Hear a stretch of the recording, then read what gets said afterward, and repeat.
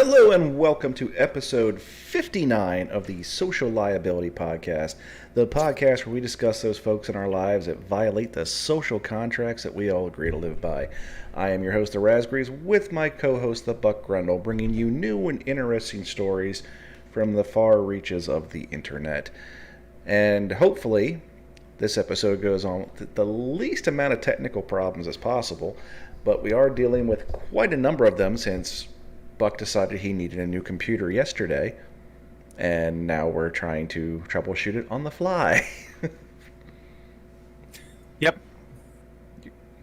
Yes, that is the case. And with every technical difficulty, I will celebrate my newest acquisition, and you can go to hell. So when someone goes from a PC to a Mac and then asks that their Windows PC buddy to help them fix said Mac, no.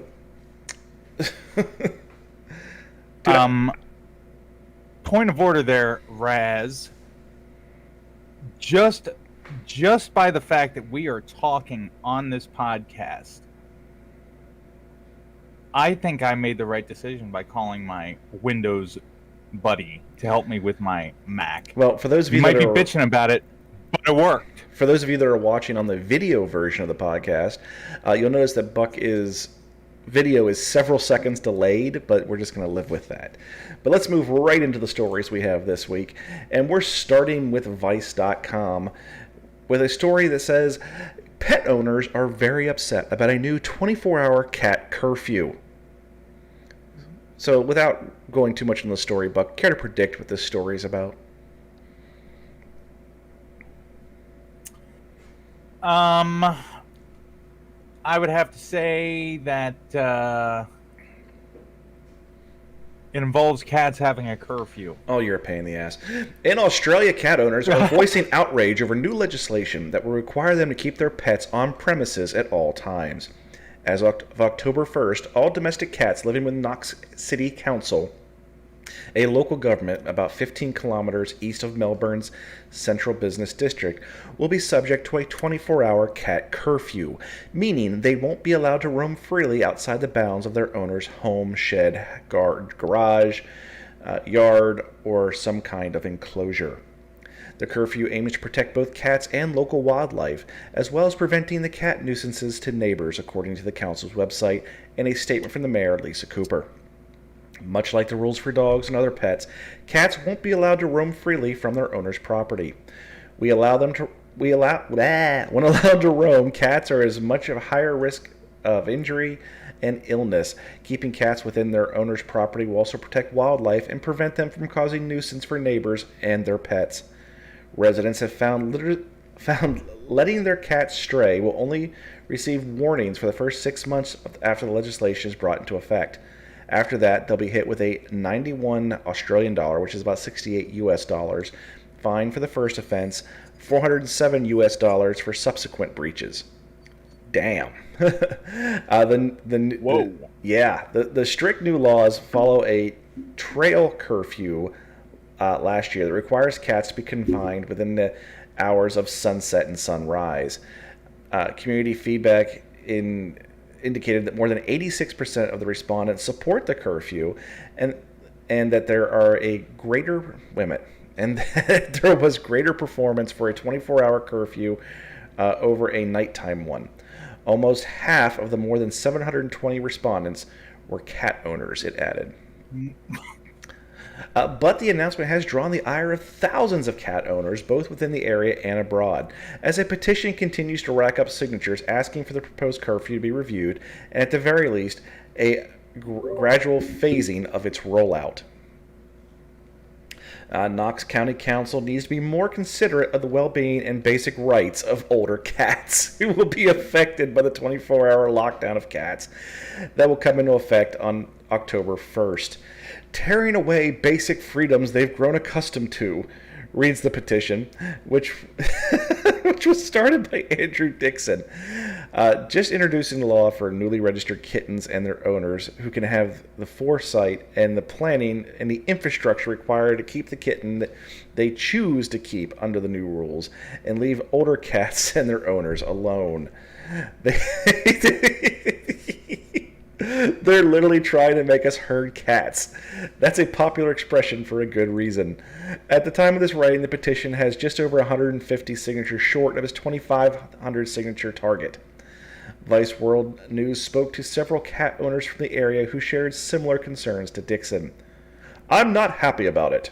How can you lock your cat inside 24/7 when it's not part of their normal routine, which they have known for years? I truly believe it will change my cat's personality and their health will suffer. Not to mention the security of your home.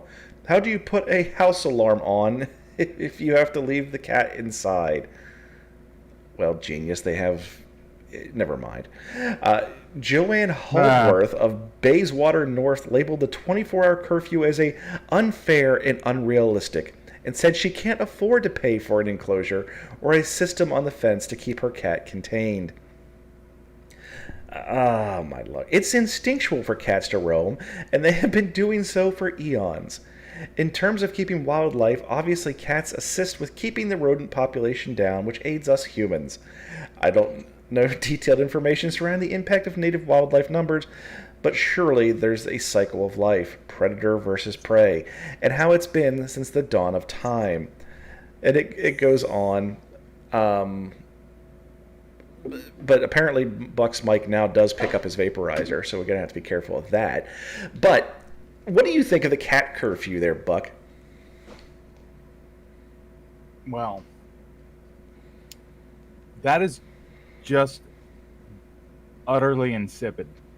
I mean, like, yeah, no, I don't think the curfew is insipid. I think it's actually a pretty good idea, to be honest with you. I mean, you know, if the cats are becoming that much of a problem that the locality has to be like, okay, we got to do something about this. Okay, fine. You're going to start with a curfew. You know. Well, here's the whole thing. Like the house we lived in prior to this one, the whole town was neighborhood was overrun with freaking cats. That's what I'm saying. The bush right next to my car smelled like cat piss all the damn time because these damn tomcats were there spraying. Middle of the night, you hear them out there, fighting and hissing at each other. I ended up having to get this like bomb for my car to make it not smell like cat piss anymore. I couldn't ever do anything about the damn bush, but it was horrible. And then the cat shit in the garden all the time. If you want a cat, have it in your house. I love cats. My wife's allergic to cats, so I don't have a cat. But if you're just gonna let it go, I mean that's like just feeding the ducks at the pond. That's just an animal that happens to come by once in a while. Right. Like all you have is like a tenant who doesn't pay you anything, but he gets bored and brings fleas in. Yeah. But their whole idea of we started a petition. Yeah, but you're accepting signatures from around the world. It's not just from people there. So your petition means nothing. Yeah. I can get 2,500 people to sign a petition right now to ban dihydrogen monoxide.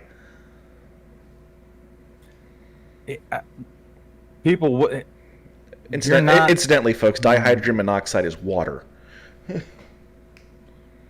Yeah. Right, and I think you make a good point. Like, having a global petition to, combat a local issue, like, nah, dude, you're not holding water. And like you said, I think the curfew is a good idea. What I think is utterly insipid is the people who are, die hard resisting it. Just a bunch of clowns. They are indeed the crazy cat people. Well, let's try to come back to the United States. And what is going on with your computer? Because I keep hearing these doo-doo-doo-doonks. It's something's going on. You are hearing me mute my microphone. I don't know why you are hearing it. Well, I'm hearing it, and so is the world, Buck. So is the world. Get your shit and get it together. Get all your shit and put it in one place. Get it together. All your shit together. There it was again. Okay. Okay, here we go. Oh my God. You stop. I apologize on Buck's behalf, listening world. The next story is coming out of Orlando from the OrlandoWeekly.com. Florida artist wants credit for being creator of invisible sculpture made of nothing. Yes.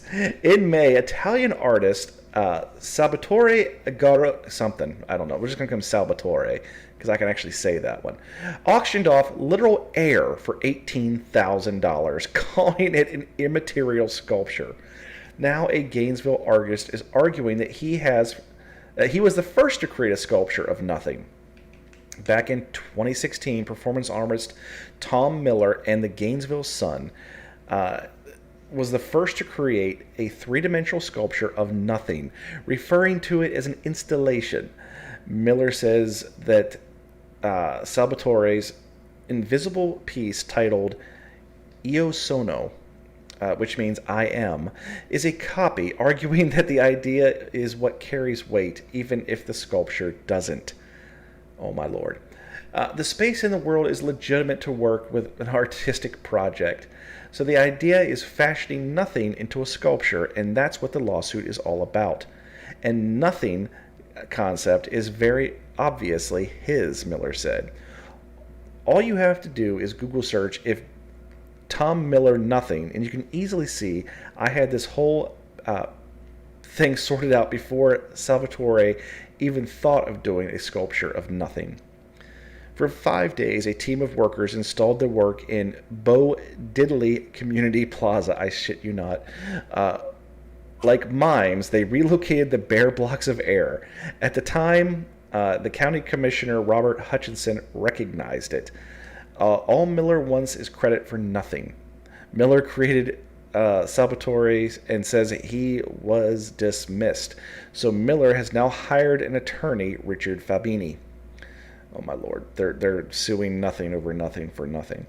I think this is clear that Mr. Miller's created the work before Mr. Salvatore, and we know that Mr. Salvatore was aware of the work. Fabini said to Hyperbeast, Mr. Miller clearly deserves to have his work recognized and to enjoy all the rights and benefits of such recognition that such recognition brings. Here's your recognition. You're a fucking loon. Wow. I am so tired of I'm just going to take a shit in a jar and call it art. It's not. It's a shit in a jar.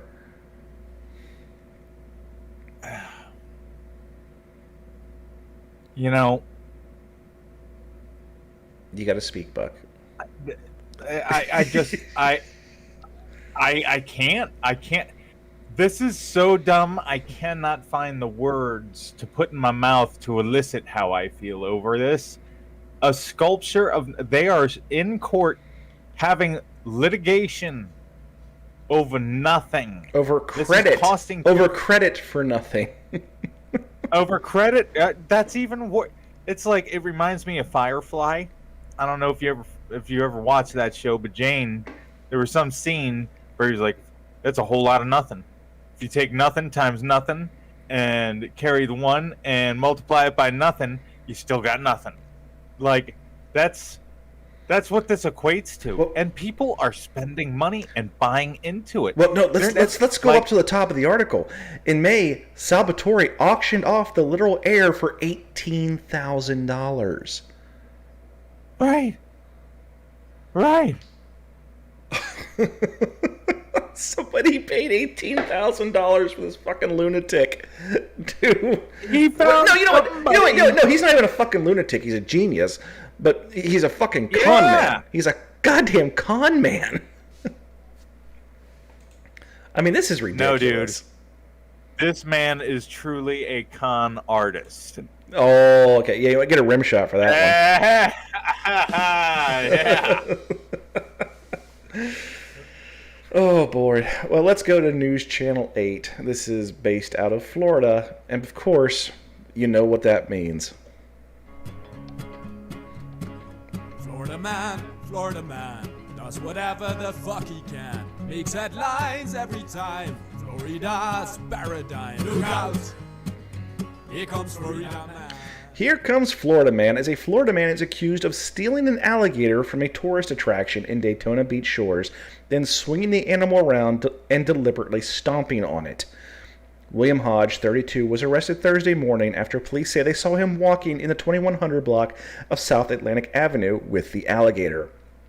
Authorities said they witnessed him swinging it by the tail and then tried to toss it onto the roof of a building. Police say Hodge slammed the alligator into an awning twice and then threw the animal to the ground and repeatedly stomped on it. Hodge allegedly admitted to climbing over the fence to get the alligator in his enclosure at the Congo River Gulf, then stealing the alligator. Police said he told them he was tossing the alligator around to, quote, teach it a lesson. Hodge was charged with 5 offenses, including felonies of animal cruelty, possession/injury of an alligator, and burglary. The alligator was returned to the management at the Congo River Gulf, from where Hodge claimed to have stolen it after a brief wrestling match. That's it. That's the whole story. I mean... Well, talk about being succinct. Like, there wasn't a lot of sizzles put on that steak, but I hope that alligator learned himself a lesson. Like, what in the shit? Like, that's not how... Ugh. So dude climbed a fence, stole an alligator, and decided to teach it. He tried to throw it on a roof. I feel bad for the alligator. I really do. And I mean, alligator's gonna alligator. And Florida man's gonna Florida man. I mean, this is totally...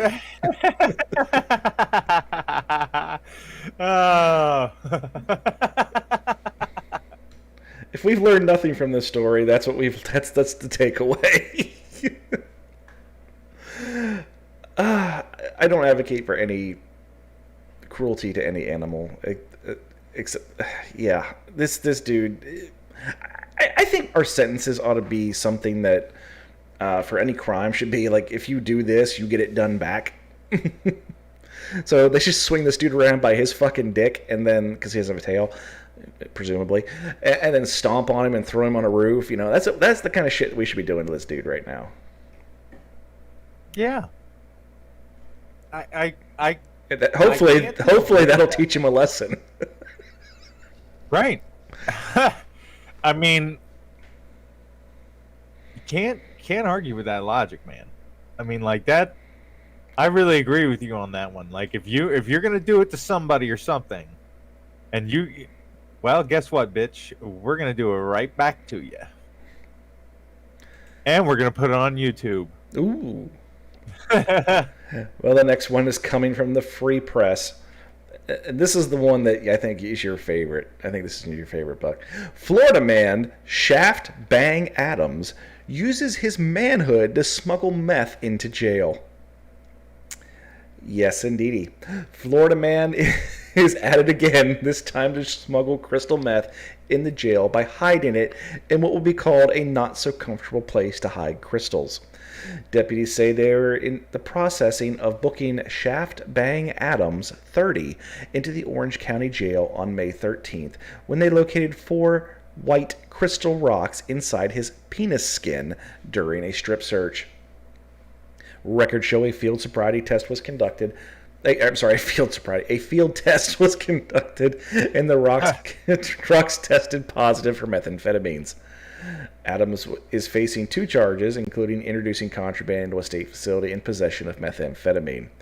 A subsequent incident on June 22nd landed Shaft back in jail when deputies saw him making hand-to-hand transactions in an area known for narcotic sales. According to the report, a deputy told Adams to get in the back of the patrol car, and during a search, they found cocaine residue on his phone. Deputies then tried to search Adams further and instructed him to take off his shoes and socks, but after taking off the left one, he became irate and refused to take the right one off, records show. Deputies say that Adams tensed up as the deputy tried to remove the right sock, which is where a baggie of cocaine was found. Shaft was arrested and charged with resisting an officer without violence and possession of cocaine. While Shaft was released on bond after his meth penis arrest in May, his bond was revoked after a most recent drug arrest. Records show that Shaft has opted for a public defender in the most recent case and has a rap sheet dating back to 1992 for drugs and battery charges. But his name is Shaft Bang Adams. And he's wait. He's 30 years old, and he's got a rap sheet dating back to 1992. Indeedy. And here's the thing: they actually have like screenshots of the arrest affidavits. His legal name is Shaft Bang Adams.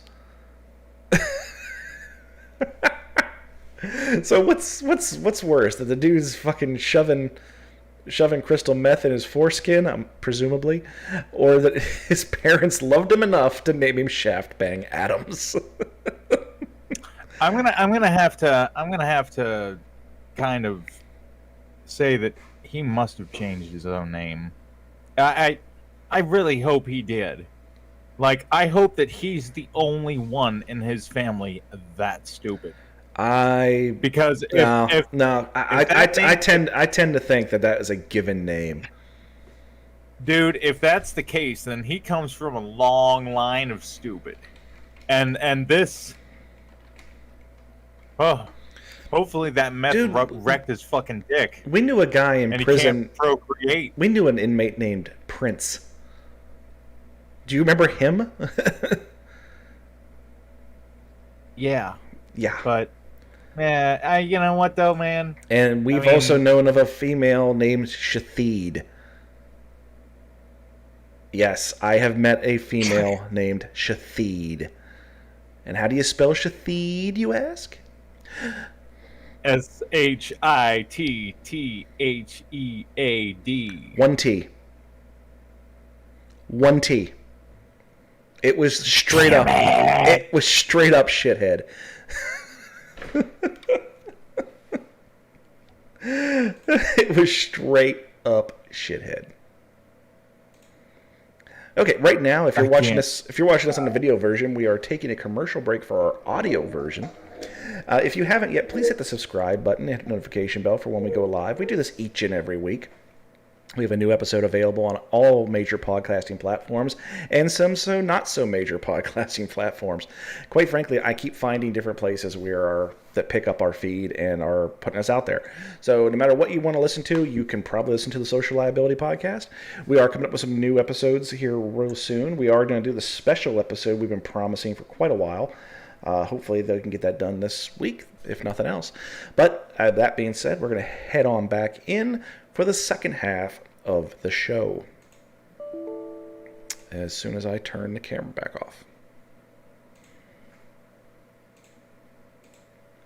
Okay, and we're back for part 2 of the Social Liability Podcast, episode 59, and we're coming up on the title episode, but let's do this first. This is being reported by KARK. Conway police say man with no arms harassing woman by asking to touch their feet. And we've got audio of this one from the news source. Let's just let them tell the story. Well, Laura, police tell me that as of now, they know of 3 women who have been harassed by this man, and they say they want to catch him as soon as possible. The message that we're trying to send out is that right is sacred. The right to be safe. A sense of safety is what Conway City Attorney Charles Finkenbeiner says is being taken away, and it's not okay. If someone steals another person's sense of safety and security, that can't easily be restored. I can't easily get that back. 3 women have filed reports about Brian Reams harassing them while shopping. Police say the incidents happened between September 2020 up until June 2021 at the Walmart on Skyline and the Kroger on Salem Road. They all were very frightened and very uncomfortable by these incidents that occurred. According to the police reports, he would follow the woman around the store and make inappropriate comments to them. These scenarios are all very similar. One police report says the man who has no arms asked to touch and massage one of the woman's feet. And no matter how small it may seem, since these women reported this, Finkenbeiner says he can help. Okay, so we're gonna leave it at that. But yeah, this dude I think the takeaway is this man with no arms is going around asking to massage women's feet.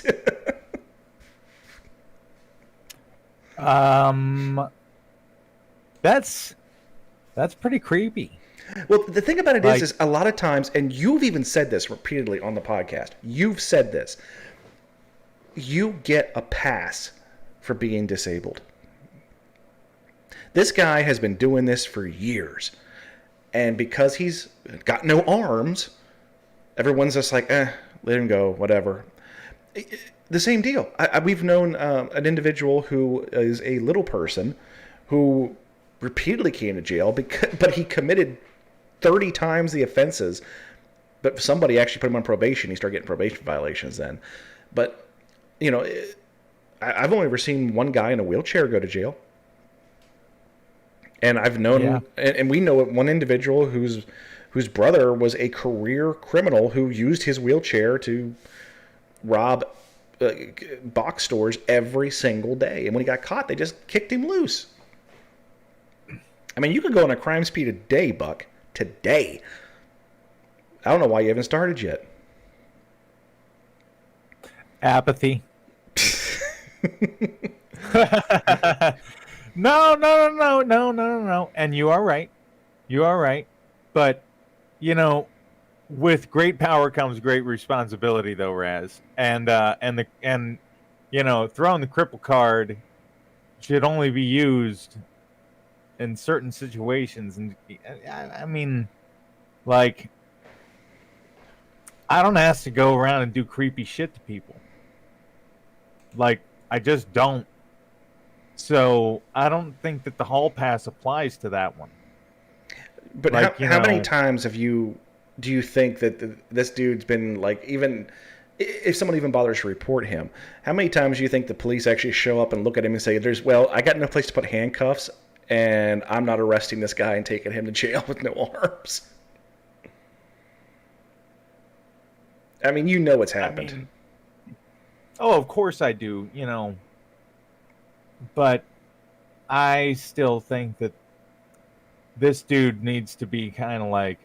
I think the fact that he has no arms just makes me thankful for it. Because if he did have arms, imagine what he would do. Well, he might not be as much of a douche then, you know. I mean, let's just face reality. I don't know, man. Offering free foot rubs, man. I mean, that's not a douche move to me. I'm just kidding. I mean, the dude's chances are, you know, he's a creeper. But, you know, it's a pretty funny joke. Hey, would you like a foot rub? I've got no hands, though. Yeah, like, what exactly are you going to use to massage my feet then? And that's why I would have to give a hard no. At least he's only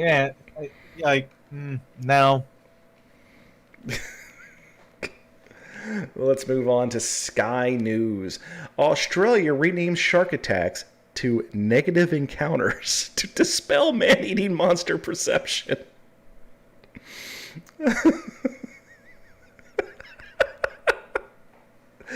Officials in Australia are describing shark attacks as interactions or negative encounters as part of a new strategy for helping the animals be more understood.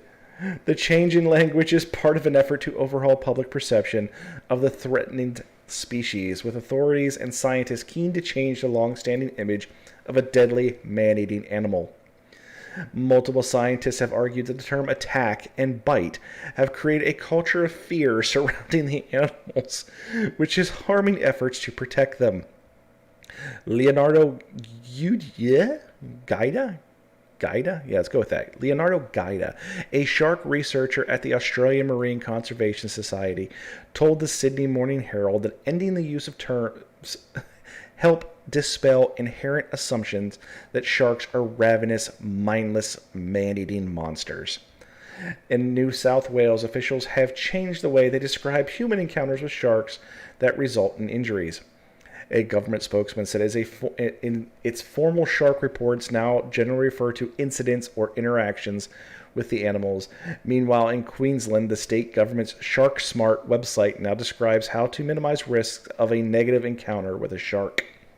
However, the change in terminology is yet to be adopted everywhere in Australia. The Queensland Department of Agriculture and Fisheries said that it had, quote, been no formal direction in this space, end quote. And in Victoria, fisheries describe the encounters on the Shark Smart advice as attacks. The more negative terms are a largely modern invention, according to researchers. Yeah, okay. Christopher Puffin Neff from the University of Sydney told the paper that the encounters with sharks were called shark accidents during the 1930s, when a prominent surgeon, Victor Kopelson, began to describe them as attacks. Shark nets were also introduced. And it kind of goes on, but if I get, like, my leg bit off by a shark, I'm gonna call That's it a motherfucking attack. That's dude. an attack, motherfucker. Like, if you want to change the name from attack to anything, you have to call it aquatic assault. Yeah, like. So, Grandpa, how did you lose your leg? Well, I had a negative encounter with a marine life, son. Yeah, no, bitch. No. And you know what? Shark Advisory website, go fuck yourself, man. Because I'm going to tell you what, I would have a much higher propensity to scroll over something to avoid a negative encounter with something. Like, I'd be like, negative encounter. Like, I can mitigate that on my own. I don't need any advice. But, man, if I see something that says how to prevent a shark attack, I'm going to be like, all right, somebody get me ink and paper. I need to take some notes. Siri, you're involved. Like, Oh, my there'd lord. there'd be like a war room meeting, man. Like, shark attack. Like, I am immediately going to watch out. A negative encounter, I'm going to be like, you know. That's just I negative. got sunscreen. I don't. Here's the thing, though. I don't blame the shark. I don't. A shark's gonna shark, just like a Florida man's gonna Florida man. You know, but you're in its house. You know, you go into its house. What happens, happens. I mean, that's why I don't fuck around in the ocean. Well, see, you know, let's just go back to it. A shark's gonna shark, right? And what does a shark do? It attacks shit to eat it. If it attacks you, it looks at you as food. I don't know how that's a negative encounter. You're going to look at something. It doesn't matter whether it's human or not. You look at anything that calls you dinner, and you're going to call that a negative encounter? It sits you in a room with Hannibal Lecter. That'd be a negative encounter, wouldn't it? Yeah. Yeah. Well, here's the thing. On land, we are the apex predator. We are the top of the food chain. I'm not worried about anything. Bear, I can shoot a fucking bear. You know, bear's probably just going to be like, oh shit, human, and leave anyway. In the water, you're chum, okay? Uh-huh. You ain't fighting shit. Yeah. Nope. Anything with teeth can fuck you up. Like, that's it. Like, you're not even like second or third on the food chain in the water. You're like, wow. Like, you're... You know what else can kill you in the ocean? The ocean. E. coli. Just the ocean in general, dude, because you can't swim forever. No, and you can't drink it. No. So like- it's an attack. It's an attack. Because why? Sharks attack what they want to eat. If they see me and they say, ooh, look at the ham hocks on that one. That boy look tasty. And I do. I know.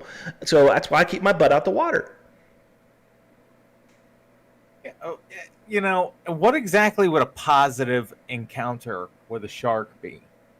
Because if you're not a scientist like these folks are, like, every single encounter you have with a shark, like 95% are gonna be negative encounters. Except there's that one time. There's that one time where the shark comes up, breaches the water, and it's got a conch shell in its mouth, and it's like, here, have this present from the ocean.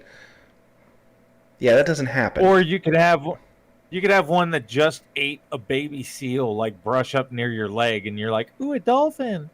You get out of the water and you're none the wiser. Oh, okay, you know, that's not even a positive encounter. That's just a close motherfucking call. Like that, like, not a negative encounter. People, It's an attack. The Earth is round. We landed on the moon, and sharks attack shit. Like that's how else they gonna eat? You know, I wish we could name the episodes after the episodes aired, because the world is round, we landed on the moon, and sharks attack would be the perfect name. But we do have to pick our names ahead of time. And typically we try to encapsulate all the stories that we're going to go over. But in this instance, this episode is only named after one singular story. And it's our next story, being reported by the Tampa Free Press, entitled, well, the title of the episode is Rainbow Dildo Butt Monkey, because a library has apologized for hosting Rainbow Dildo Butt Monkey to entertain children. Yes, a London library is apologizing for hosting an event where an actor described as, quote, Rainbow Dildo Butt Monkey, end quote, reportedly entertained children. Redbridge Libraries hosted the Mandinga Arts Group in Redbridge Library's Summer Reading Challenge every Saturday in East London, the Evening Standard reported. Video footage and photographs posted on social media showing a number of performers outside the event, including an individual dressed as a rainbow monkey exposing a fake buttocks and fake penis. It's not immediately clear who the performer was. Can a word capture the spirit of an age? Images certainly can, tweeted user Dr. Jane Harris. In the future, we will think back to the zeitgeist of 2021.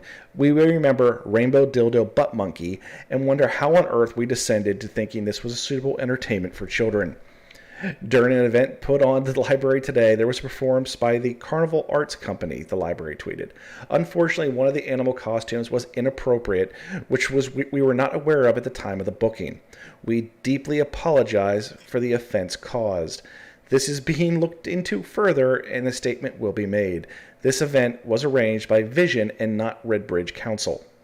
Upon receiving complaints passed on by the leader and deputy leader, we ceased the performance and are truly apologetic for the distress caused to citizens. This will never happen again. Mandinga Arts apologized for any, quote, offense caused, saying the group never intended to offend residents. The organization did not immediately respond to a request for comment from the Daily Call Center News Foundation as to who, quote, Rainbow Dildo Butt Monkey is. We respect everyone's individual opinion with no offense on any part. Actions are being taken, more information to follow. Vision, Redbridge Council, and Leisure RCL told the Evening Standard that it is truly appalled by the unacceptable events at the Redbridge Libraries on Saturday, and said that the organization was an independent leisure contractor from Vision. The council's leader, Yaz Othwal, also told the Evening Standard all future performances have been canceled. And it goes on for quite a while.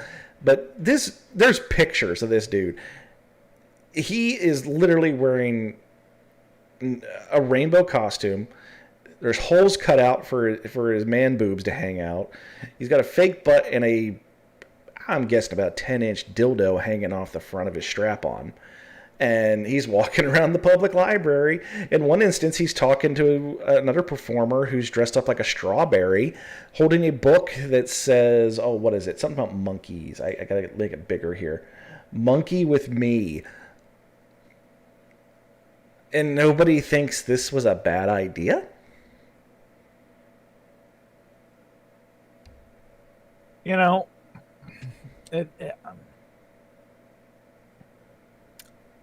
you got to say something, Buck. Come on. We have some thoughts. Gosh. I just... Who in their right mind would even go into a library like that?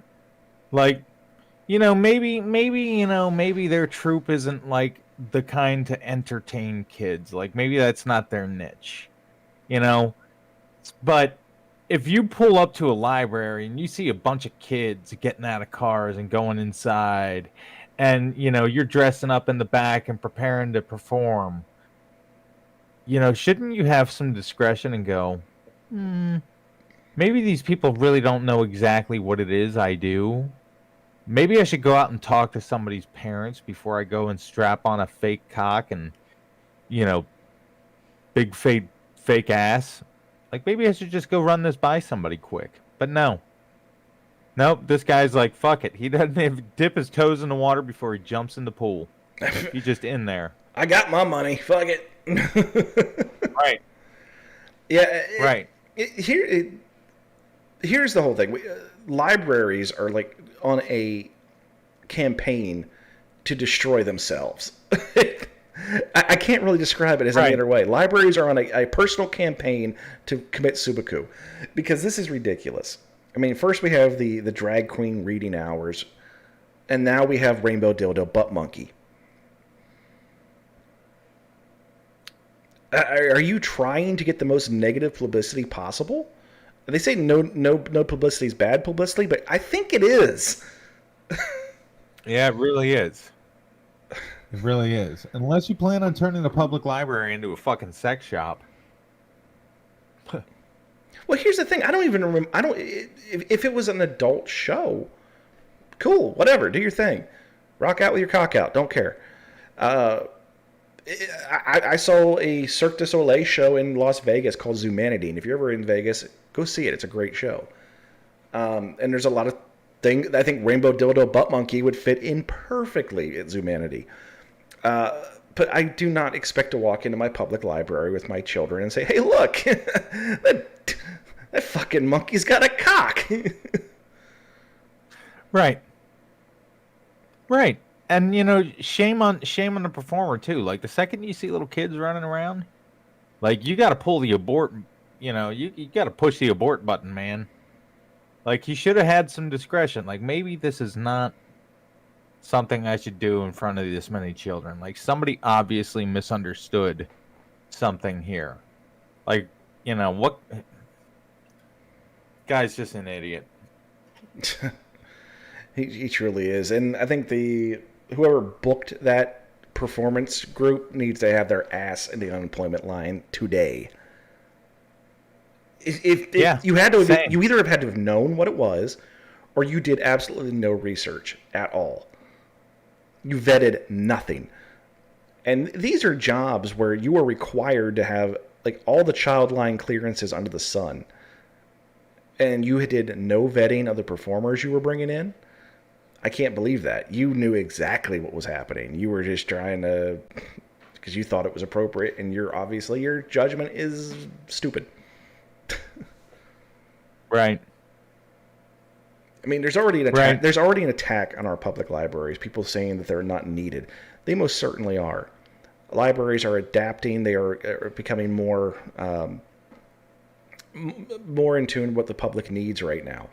They're becoming to the point now where they're actually starting to become more internet cafes in some areas, because the depository of all human knowledge is online at this point.